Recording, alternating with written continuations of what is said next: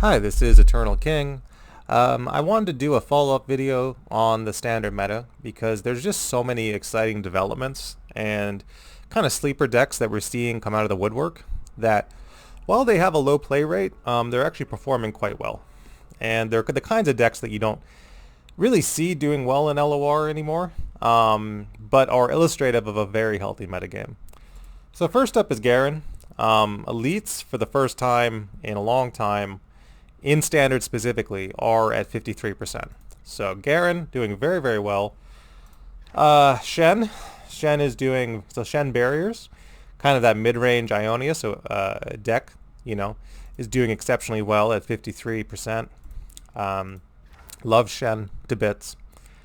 We also have Poro King at 53%. So talking about like the best sign of a healthy metagame that you can think of, if it ever existed in the game, it would be Poro King at 53% win rate. Because Poro King, for as long as I can remember, has always not done very well. It's done okay off the backs of things like Siren Song, which was a really toxic card. So glad that was hard nerfed. It was, Siren Song was kind of the first step in the direction of LOR moving away from champ-centric high synergy decks and moving towards just, aggressive follower garbage piles. And it's something that the game has struggled with ever since. Kind of balancing making champs impactful versus making, winning just in a more traditional manner. And that's not the strength of LOR. LOR doesn't play well that way. It's much more fun when you flip a card and it does cool things. So Poro King at 53%. It is running Zolani, and I hate Zolani as a finisher personally, but whatever. It's a Poro King deck at 53%. Be happy that it exists. Be happy that Barriers is doing well. Be happy that Elites is doing well. And yeah, you can basically go through, and Galio Formidable is also doing very well at 53%. So it is a lot of Demacia. It's a lot of, power mid-range stuff that is performing well right now. But I think most people agree that LOR is at its most fun when mid-range is playable. LOR is at its least fun when mid-range isn't playable. Talking about ramp, there is Volibear is included in the Galio deck as a finisher. So Volibear, another new card that was developed, is at 53%. So you talk about champs, new champs that are, developed, doing well in the standard metagame. Both Volibear and Storm is doing exceptionally well. That's fantastic. That's exactly what you want to see out of new champs in terms of their win rate and everything being healthy. There are some slower decks and developments for sure that maybe aren't doing as well. We're not seeing, for example, Darkness or traditional control decks doing exceptionally well right now.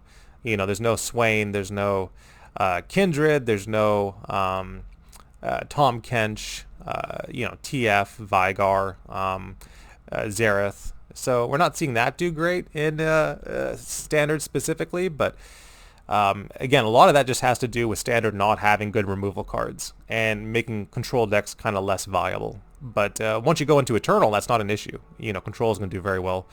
Elusives at 53%. So if you like Yuumi, if you like Yuumi and you like Teemo and elusive decks, not very champ-centric, but if you do just want to play followers and win, elusives are doing fine. So that deck's, that archetype of just, playing followers that cannot be blocked and swinging for lethal, like that still exists in the game and it's doing just fine. So play Yuumi on top of Teemo and swing and you're having a good time. So everything's there, really. Everything's there in standard except for hard control, unless you count Storm, which is doing fine. And there's a lot of control cards in there. But like hard control doesn't exist in standard, but everything else is there. And in Eternal, I think we'll see even more variety, generally speaking. So I'm absolutely thrilled. This is kind of the follow-up video on the standard metagame, talking about, I talked about the main ones first.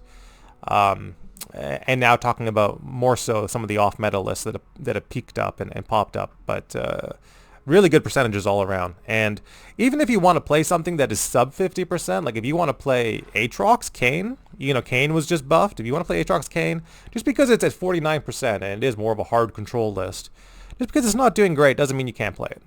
I think you can play into scouts, and there's probably, some tech you could include to do better into scouts, and you'd probably be fine. I would run Kayn. Absolutely. No problem. I might even just drop Aatrox and a lot of the weapon stuff and the open attack pressure and all that, stuff that doesn't do well right now, the open attack pressure stuff. I would drop all that and I don't know, run Shadow Isles. I've done that before, where you run like Shadow Isles Kane and just include like cheap removal with Kane and like you could do that, no problem. So, sometimes it's like moving away from the traditional lists as well and adapting to the patch. Because even the lists that are performing suboptimally doesn't mean they can't be fixed into, a scout's meta. But I love it. I'm absolutely loving it. I'll talk about Eternal a bit more next.